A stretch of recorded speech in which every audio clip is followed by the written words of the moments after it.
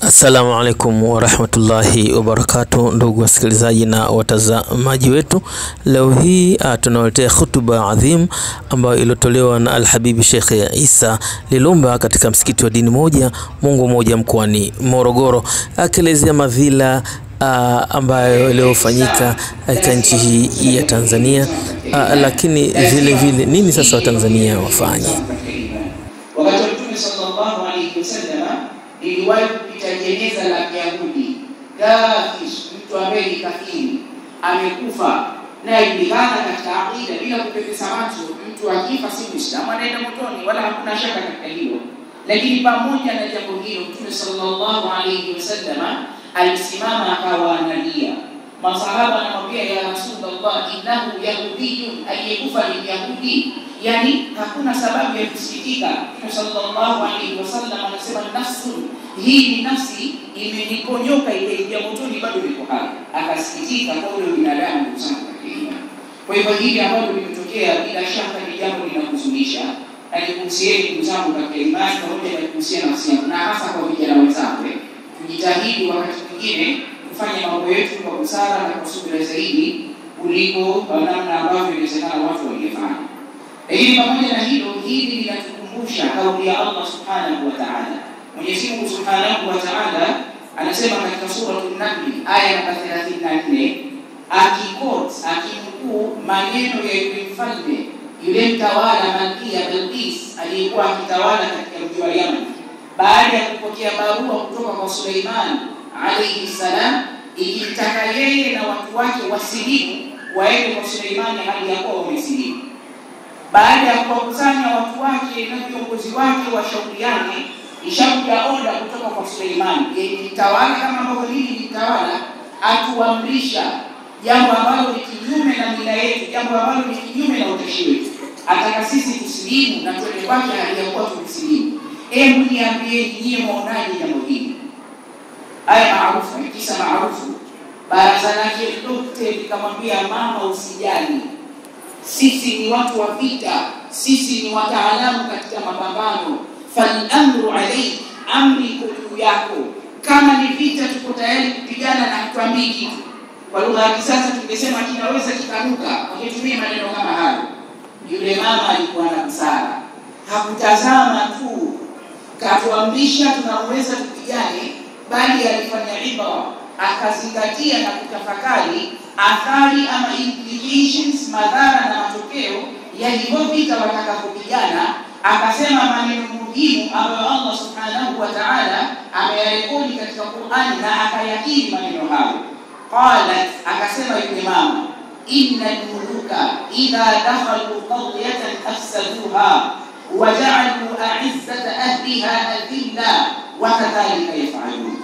Innal muluka, hakika wafalme, idha dakhalu qaryatan, pindi wanapovamia katika miji, wanapovamia katika nchi. Na kusudio si kuvamia, anakusudia inapotokea machafuko katika nchi, ukawa hakuna amani, ukawa na vita, ukawa na civil unrest, hakuna utulivu, kipi wanafanya?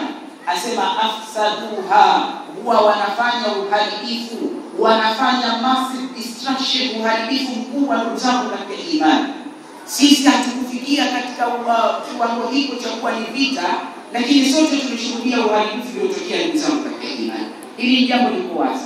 Miundombinu iliharibiwa, wacha maisha ya watu waliopotea, watu waliojeruhiwa, wengine wakabakia wanaendelea na maisha, lakini miundombinu iliharibiwa. Ndugu zangu katika imani, kuna vitu vilichomwa moto, wengine wakapata fursa ya kufanya uhalifu, maduka ya watu yakavamiwa. Hivi tunavyozungumza, kuna watu waliasafi shadid hawajui baada ya hapa maisha yao yatakuwaje, kwa sababu watu wamechukua mikopo, wengine na wengine ni mikopo ya riba. Liasafi shadid, ana watu wanamdai na pesa zimepotea, mali imeharibiwa, bidhaa zimeporwa. Kwa hivyo akitoka anaanza upya. Ndugu zangu katika imani, innal muluka idha dakhalu qaryatan afsaduha, hakika wafalme wakivamia katika miji, au kwa lugha nyepesi ikitokea vita, afsaduha, huwa watu wanafanya uharibifu. Ndugu zangu katika imani, na ukitokea uharibifu baada ya mambo, kama watabahatika kuwa salama kama ilivyokuwa kwetu, maisha yatakuwa ya dhiki. Ndugu zangu katika imani, athari zile hazikuishia tu katika yale maeneo yaliyokuwa na extreme violence, lakini mpaka katika maeneo ambayo kulikuwa na amani. Sote tulionja athari na matokeo ya jambo hilo. Lakini si hivyo tu, waja'alu a'izzata ahliha adilla, huwa wanawafanya wale watu waheshimiwa, wenye heshima, wanaothaminika katika miji hiyo kuwa ni watu wadhalili kutangu katika imani. Kuna watu wengine si wanasiasa, wanafanya maisha yao katika biashara, lakini pia wanaharibiwa mali zao kutangu katika imani. Maana yake maisha hayawezi kuwa kama ambavyo yalikuwa kutangu katika imani. Allah subhanahu wa ta'ala akakiri jambo hili, wakadhalika yaf'alun, hivyo ndivyo wanavyofanya, yani hivyo ndivyo ambavyo itakuwa ni kutangu katika imani. Nilipenda kuleta tanbihi hii, haikuwa anwani ya hotuba yangu, lakini kwa sababu ya hali tuliyokuwa nayo, si jambo baya tukakumbushana hili kutangu katika imani. Kisha wakati mwingine kwa uwezo wa Allah subhanahu wa ta'ala tutakuja kuzungumzishana kwa muktadha wa dini, hukumu na mtazamo wa Uislamu kuhusiana na masala mazima za riots and demonstrations, maandamano, migomo ya aina mbalimbali. Ni sio kisiasa, sio kidemokrasia, kwa sababu sisi ni Waislamu. Uislamu unatazama vipi kadhia hizi mtango katika imani? Ama maudhui khutbatina leo, maqasidu shari'ati al-kubra, anwani ya khutba yetu leo mtango katika imani ni makusudio makubwa ya sheria ya Allah subhanahu wa ta'ala. Mtango katika imani, Allah subhanahu wa ta'ala amejalia sheria yake imekuja kwa lengo na makusudio maalum. Katika sifa za Allah subhanahu wa ta'ala ni al-hikma, Mwenyezi Mungu ana hekima. Wal hikmatu an tad'a kulla shay'in fi mahallihi, na hikma ni kuweka kila kitu mahala pake mtango katika imani. Ikiwa wewe waweza kuweka kila kitu panapostahili, hiyo ndio hikma mtango katika imani. Na endapo mtu atainvest wakati wake, akatumia jitihada zake, akatoa rasilimali, akapoteza muda wake kufanya jambo alafu halina malengo, bila shaka atakuwa hana busara mtu huyo. Tutapata mashaka na hekima yake. Kwa nini apoteze muda, apoteze resources, apoteze rasilimali kufanya jambo ambalo halina malengo yoyote? Kwa hivyo haiwezekani kwa sheria ya Allah subhanahu wa ta'ala kusangu katika imani ikawa haki imekuja na haina malengo kusangu katika imani. Ni jambo haliwezekani. Kwa hivyo Allah subhanahu wa ta'ala amejalia sheria yake iko na malengo kusangu katika imani. Fa inna ash-shari'a al-islamiyya ja'at litahqiq masalih al-ibad fi ad-dunya wal akhirah. Hakika sheria ya dini ya Allah subhanahu wa ta'ala imekuja kwa ajili ya kuhakikisha maslahi, mafanikio, prosperity, development, advancement na vyovyote utakavyoita ya wanadamu yanapatikana sawa sawa ni katika maisha ya dunia na zaidi katika maisha ya akhera. Jamani, dini ya Kiislamu ni dini inakubali maendeleo, is compatible with development. Haikatai maendeleo ndugu katika imani. Dini ya Uislamu ni dini inataka haki kama ambavyo wanasema wenye kusema, na wala haiwezekani ikapatikana dini wala mfumo wote wa maisha ati wawaelekeze Waislamu na Waislamu namna ya kudai haki. Ni kitu hakiwezekani, kwa sababu sisi dini yetu haki ndio msingi mkuu. I'dilu walau ala anfusikum, Allah ametutaka tufanye uadilifu hata kama ni dhidi ya nafsi zetu. Yani wewe ndio kiongozi, kuna kadhia imetokea, you have power and authority na mamlaka kamili, lakini sheria inataka ufanye uadilifu katika hukumu yako. Haiwezekani kama hivyo unavyodai kipindi hiki. Kuna watu walitoa makala mbalimbali wakisema wanasikitishwa na kitendo cha baadhi ya viongozi wa dini, na hili neno hasa Waislamu, kwa sababu kulikuwa na viashiria vya vurugu kabla ya kuelekea katika tukio hili, na waliosimama kipaumbele kutoa nasaha na kuzungumza kuhusiana na amani, bila shaka walikuwa ni Waislamu kwa ujumla wao. Asilimia kubwa walizungumza kuhusiana na amani. Kwa hivyo wakarajiwa kwamba wanadai kuzungumza amani, lakini hawataki haki. Hivi ni kweli Uislamu dini ya Allah ambaye katika majina yake al-haq, yeye Allah ndio wa haki na dini yake ni haki, kitabu chake kimejengwa katika msingi wa haki. Kweli tu sisi hatutaki kusema haki ndugu zangu katika imani la Allah, lakini kuna timing. Uislamu unapima maslahi na madhara katika kanuni ambazo tuishi nazo ndugu zangu katika imani. Darul mafasidi muqaddamun ala jalbi masalihi, kuondoa uharibifu, kuzuia madhara makubwa ambayo yaweza kujitokeza kunatangulizwa katika sheria ya Allah subhanahu wa ta'ala kuliko kuleta maslahi ambayo yatapatikana. Laiti vuguvugu hili lingeweza kuleta maslahi fulani, lakini kwa gharama ambazo tumepitia ndugu zangu katika imani, kwa gharama za maisha ya watu, kwa gharama za kukosekana utulivu, kwa gharama za kuharibika miundombinu, sheria inapiga stop. Hiyo haki kwanza isubiri, kwanza tuondoe huu uharibifu ndugu zangu katika imani. Kwa tairi tuliyokuwa nayo jaalia, pamoja na kusema kote Waislamu, pamoja na nasaha zote, hali ikawa mbaya kiasi kile. Ingekuwa hali gani kama Waislamu wasingeishi katika msingi huu wa dini yao, na wakaingia katika mkungo huo na kuwashawishi watu na kuwahamasisha kufanya yaliyofanyika? Ingekuwa hali gani ndugu zangu katika imani?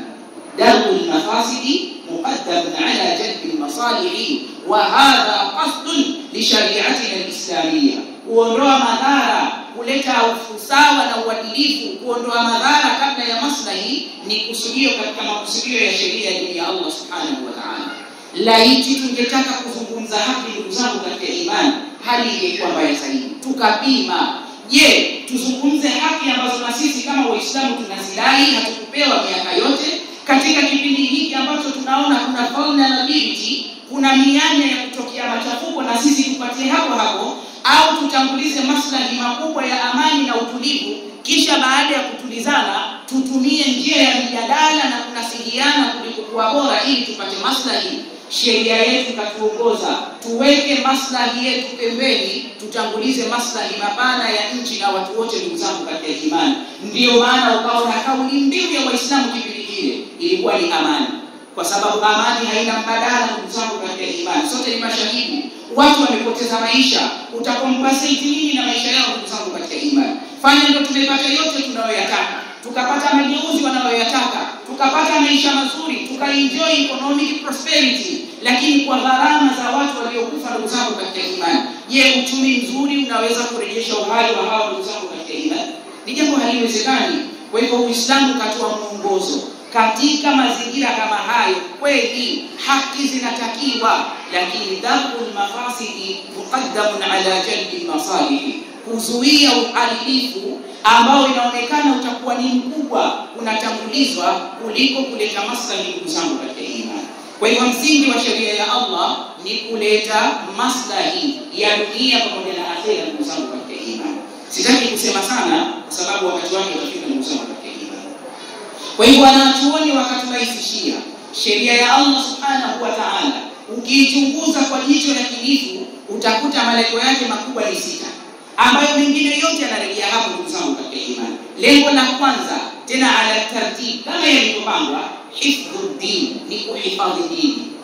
Yani lengo kubwa la sheria ya Allah subhanahu wa ta'ala ndugu zangu katika imani ni kuhakikisha dini inabakia salama. Kwa lugha nyepesi, maslahi yako yoyote kama kupatikana kwake utahatarisha ustawi wa dini ndugu zangu katika imani, sheria inasema achana na maslahi hayo kwa ajili ya manufaa ya dini ndugu zangu katika imani. Lianna maslahata ad-din fawqa kulli maslahatin, kwa sababu maslahi ya dini yanatangulia, ni makubwa zaidi, yako juu ya maslahi mengine yote ndugu zangu katika imani. Jaalia sote tumekuwa mabilionea, lakini haturuhusi tena kusali, haturuhusi tena kumwabudu Allah. Hakuna heri katika hilo ndugu zangu katika imani. Kwa hivyo hifdhuddin, kuhifadhi dini, ni kusudio la kwanza katika makusudio ya sheria ya Allah subhanahu wa ta'ala.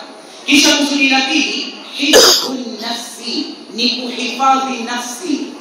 Watu wa human rights, wa haki za binadamu, wamezigawa haki za binadamu katika generations. Si tuseme ni kizazi, sipati Kiswahili fasaha, lakini kuna makundi. Kuna kundi la kwanza ambalo haki hizo ni muhimu zaidi kuliko mengine, ni non-negotiable, hazijadiliki. Miongoni mwazo ndugu zangu katika imani is right to life, ni haki ya kuishi ndugu zangu katika imani.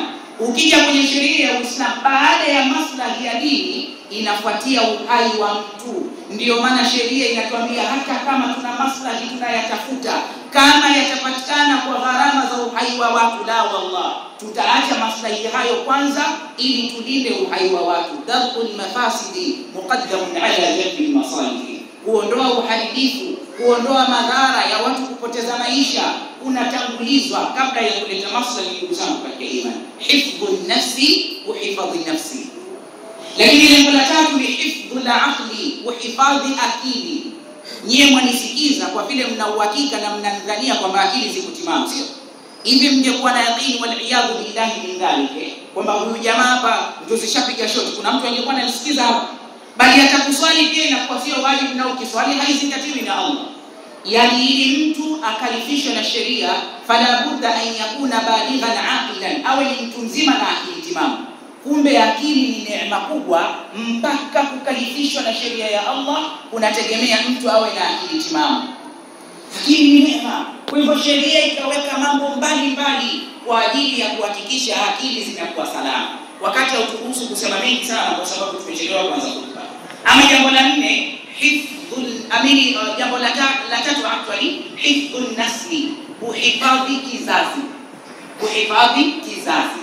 Sheria katika mambo ambayo imeyapa nafasi kubwa ndugu zangu katika imani ni kuhifadhi kizazi, protection and preservation of the generation. Tuhakikishe kizazi kinakuwa salama. Kama maslahi yoyote tunayoyataka yana jeopardize, yanahatarisha usalama na uwepo wa kizazi, ndugu zangu katika imani, sheria inasema kwanza tutangulize maslahi ya usalama wa hiki kizazi, generation iwe salama, kisha mengine yafuatie, ndugu zangu katika imani. Kisha kusudi lingine ni hifdhul aqli, kama taqaddama, kuhifadhi akili. Akili ni neema kama tulivyosema, ndugu zangu katika imani. Kisha hifdhul irdi, na kuhifadhi akili, kuhifadhi heshima, ndugu zangu katika imani. Leo hii asafu shadid na msiba mzito akifanya asiyekuwa Muislamu, walau unaweza kumpa excuse, lakini si Muislamu akiuke mzigo huu, ndugu zangu katika imani. Sisi ambao katika malengo makubwa ya sheria yetu ni kuhifadhi heshima za watu, wewe Muislamu unapata ujasiri upi kushika simu yako ukatukana matusi ya ngoni kwa tusi watu, ndugu zangu katika imani? Tena mtu huyo ni kiongozi ati. Nitakupa mfano ili nielewe. Mimi na wewe kullukum ra'i, kila mmoja ni chunga, kila mmoja ni kiongozi katika capacity yake, katika eneo lake. Wewe si baba katika familia, kwani sisi hatukosei ndugu zangu katika imani? Tunakosea. Vijana nasema kuna wakati tunazingua kabisa, na kuna wakati kama baba unaona kabisa hapa bwana nimezingua. Lakini utafanyaje?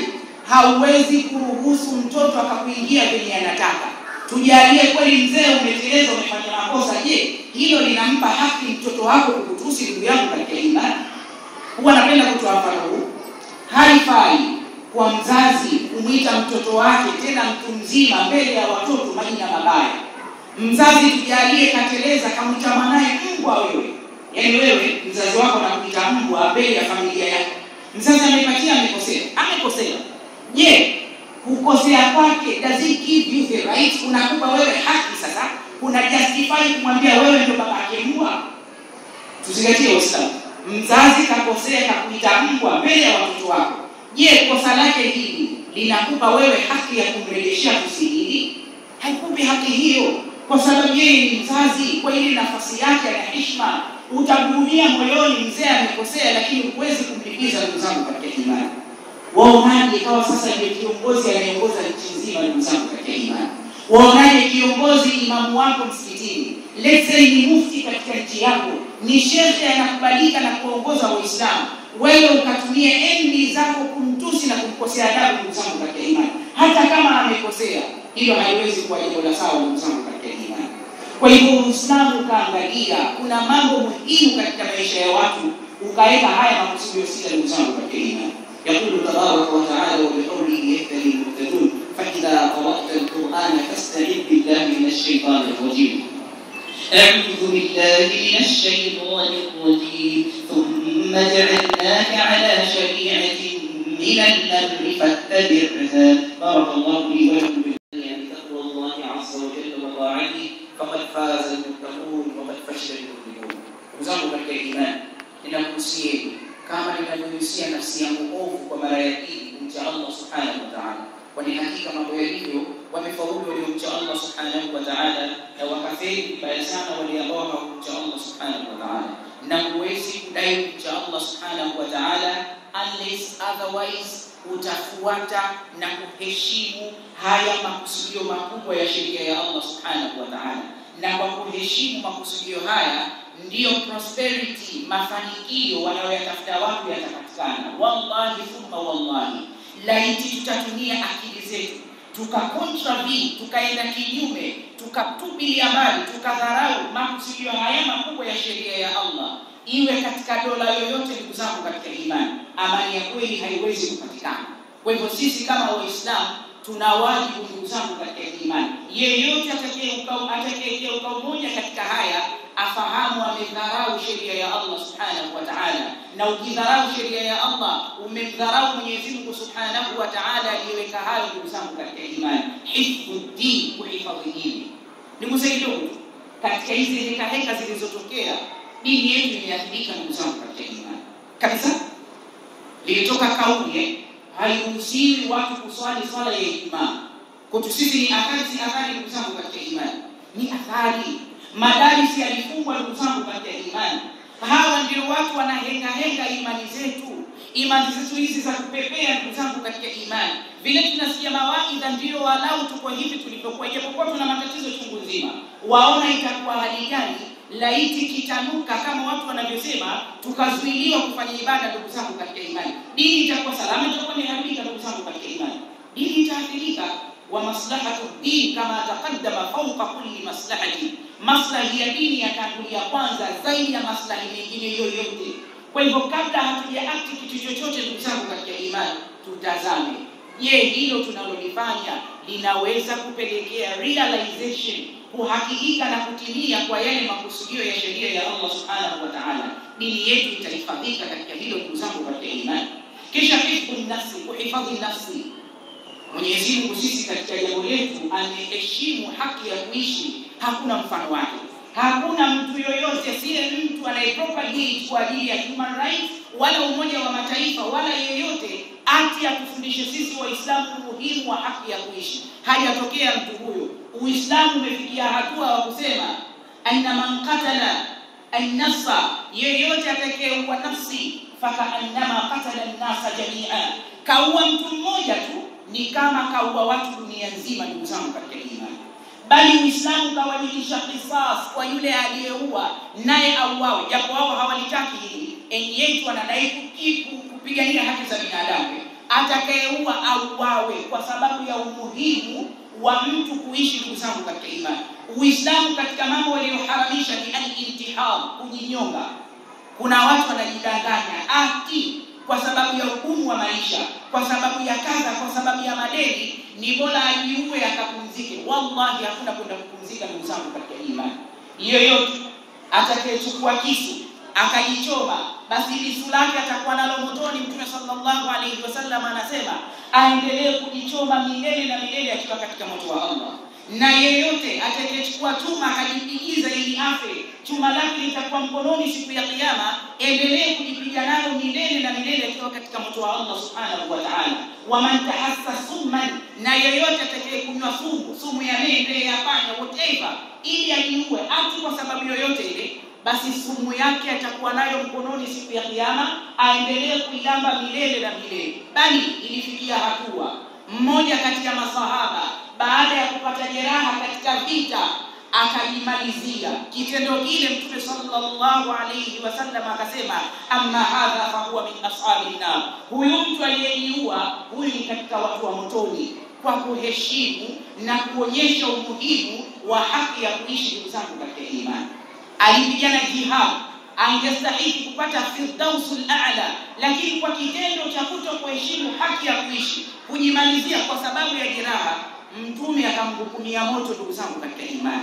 Kwa hivyo haiwezekani kukawa na mfumo wowote ambao unathamini haki ya kuishi kuliko Uislamu, ndugu zangu katika imani. Ndiyo maana Uislamu ukasema kama kuna maslahi yanatakiwa, lakini maslahi hayo hayawezi kupatikana isipokuwa kwa expense, kwa gharama za maisha ya watu, Uislamu uko radhi muendelee kufanya subra, mvumilie ili kulinda haki za kuishi, ndugu zangu katika imani. Lakini hifdhu nafsi, kuhifadhi kizazi. Uislamu kaharamisha zina, na kuhalalisha ndoa. Ahallallahu nikaha wa harrama sifa, Allah amehalalisha ndoa na akahalalisha moto zina, wa au'ada al'adhab al'alim alayhi, na akaandaa adhabu kali kwa atakayekiuka jambo hili. Uislamu na heshimu kizazi, watu wapate kizazi kilichokuwa salama katika ndoa. Ndugu zangu katika imani, ukaharamisha wala taqrabu zina, na wala msikaribie, sio wala taznu wala msizini, la wallah. Mwenyezi Mungu ameharamisha al-iqtirabu bil zina, kitendo tu cha kukaribia zina. Na kukaribia zina kuna sex. Kwanza an-nadhar, kutazama kwa matamanio ikawa ni haramu katika Uislamu. Lakini at-tabassum, ukitazama ukamwelewa utabasamu, utasmile. Kusmile katika njia hii inakuwa ni haramu. Lakini kutabasam kwa ajili ya Allah inakuwa ni sadaka. Tabassumuka fi wajhi akhika sadaqa. Lakini kutabasam kuna kumpeleka mtu katika zina ni haramu, ndugu zangu katika imani. Thumma al-kalam, kisha anakuja maneno hello, hi and the likes, wakapeana appointment, thumma al-mawhidu, mpaka mwisho wa siku watu wanafanya zina. Haya yote Uislamu umeyakataza, ndugu zangu katika imani, kwa ajili ya kutunga maslahi ya watu. Wangapi wameuawa kwa sababu ya kuzini wake za watu, ndugu zangu katika imani? Haya mambo yanatokea. Lakini hifdhul aqli, kuhifadhi akili, Uislamu kaharamisha mihadarati, madawa ya kulevya ikawa ni haramu, kuvuta bangi ikawa ni haramu kwa sababu kuna haribu akili. Hii kama mambo ya haramu, ndugu zangu katika imani, kwa sababu Uislamu unalenga maslahi ya watu kufanikiwa. Inawezekana wale waliokuwa wakivamia maduka ya watu na kupora, miongoni mwao ni watu wa matumizi ya vitu hivi, ikawa akili zao zimevurugika. Hili ni jambo la haramu, ndugu zangu katika imani. Lakini hifdhul mali, kuhifadhi mali, Uislamu unathamini jitihada za watu katika kutafuta riziki. Ndio maana baada ya swala ya Ijumaa Mwenyezi Mungu akatoa ruhusa, fa idha qudiyatis salatu fantashiru fil ard wabtaghu min fadlillah. Swala ikimalizika, tawanyikeni katika ardhi, mtafute katika fadhila ya Allah. Na mufassiruna wanasema kathiri, mara nyingi linapokuja neno fadlullah katika Qur'an huwa inakusudiwa riziki ya halali, watu watafute, ndugu zangu katika imani. Na Uislamu haukubali under any circumstance, kwa mazingira yoyote, mtu kupora na kuiba mali asiyokuwa ya kwake, hata kama ni kafiri. Uporaji uliofanyika katika hizo hekaya, ndugu zangu katika imani, haukubaliki katika Uislamu. Sawa sawa walichokuwa wanakidai ni haki ama si haki, haifai kudhulumu mali ya mtu wala ukana kafira, hata kama ni kafiri. Nimalizie kwa sababu ya muda. Mtume sallallahu alayhi wasallam, makafiri walifanya bunge chini ya uongozi wa spika wao Abu Jahl, wakijadili katika Darun Nadwa namna gani wamfanye Muhammad sallallahu alayhi wasallam, maana kawafikia goli, hawaachi kutangaza Uislamu, nini tufanye? Wakawa wanatoa rai mbalimbali. Washarakahum Iblis, akashirikiana nao Iblis al-la'in, kaja kaannahu shaykhun min Najd, akaenda kana kwamba ni mzee kweli kweli katoka katika mji wa Najd. Akagonga mlango, walipomuuliza akaambia shaykhun min Najd, mimi ni mzee kutoka Najd, nimekuja kushiriki naye. Wakamfungulia, akaingia. Bunge likaanza mjadala, watu wakaanza kutoa rai zao. Mmoja akasema, mimi naona hivi, ili Muhammad tummalize, tumfunge katika chuma huyu, hakuna kula hakuna kunywa mpaka afie mbali, tutakuwa tumemaliza tatizo lake. Watu wote walipokaribia kuikubali, Ibilisi akiakti kama binadamu akasema, la wallahi ma hadha bi ra'yi, hiyo sio rai, huo ni utopolo, hamna rai kama hiyo. Wakamuuliza kwa nini? Wamwambia, laiti nitamfunga Muhammad katika chuma, Mola wake atakuja na kumfungua, mtakuwa hamjafanya kitu. Wakarejea tena katika rai hii. Mwingine akasema, mimi naonelea huyu Muhammad tumhamishe, tumpeleke mbali huko, tumtoe katika nchi yetu. Akatoka mbali huko. Ibilisi akasema, wallahi ma hadha bi ra'yi, hiyo sio rai. Kwa nini? Namna Muhammad alivyokuwa na maneno tamu, huyu popote mtakapompeleka atawashawisha hao watu wote, kisha atakujieni na jeshi, atakutoeni katika mji wenu, kama ilivyokuwa walipomfukuza kwenda Madina. Mtume amerejea kufanya fathu Makkah, kama ambavyo ni maarufu katika sira. Sasa tufanyaje? Ikabidi azungumze bwana mkubwa Abu Jahl. Akasema, sasa mimi naona njia ni moja tu, kila mmoja katika makabila na koo zetu atoe kijana mmoja jasiri ambaye kwa pamoja watashiriki kumuua Muhammad, na kila mmoja apige panga lake. Namna hiyo ukoo wake hawawezi kutulipa kisasi, maana hawawezi kupambana na nchi nzima. Wakakubaliana katika hilo. Mtume sallallahu alayhi wasallam nyumba yake imezingirwa na watu wanaotaka kumuua. Imagine this situation, angalia hali hii. Yaani watu wanaotaka kumuua wameizingira nyumba yake. Lakini walikuwa wakimuita as-sadiqul amin, mkweli mwaminifu. Ikawa watu wanaweka amana zao, pesa za wanaotaka kumuua ziko kwa Mtume sallallahu alayhi wasallam. Yaani kuna watu wanataka kuua, pesa zake unazo mfukoni. Mimi na wewe atapata ile pesa ndugu yangu katika imani. Fukutu tamwambia nijui wewe, yaani na pesa yake alafu anataka kuniua, hii imeenda. Lakini Mtume hakufanya hivyo ndugu zangu katika imani. Kwa nini? Anajua dhulma haifai. Hata kama wanataka kudhulumu uhai wake, lakini hizi mali ni haki zao. Mtume akasema ninalipa, nitawapiga kwa yula Allah. Mtume sallallahu alayhi wasallam akiwa kwenye pressure ya kuzungukwa na watu wanaotaka kumuua, anaacha maagizo kwa Ali. Imagine, hebu fikiria, watu wanataka kukua, wanataka kukimbia, pamoja na heka hizo bado hakukubali kuondoka na amana za watu. Amwambia Ali, hii pesa hii, yule aliyelala kule nyuma ya nyumba, hii ndio pesa yake. Akimaliza umpe pesa yake. Nini tunajifunza katika hii? Uislamu umetaka kulinda mali, ni kusudio katika makusudio ya sheria, hifdhul mali.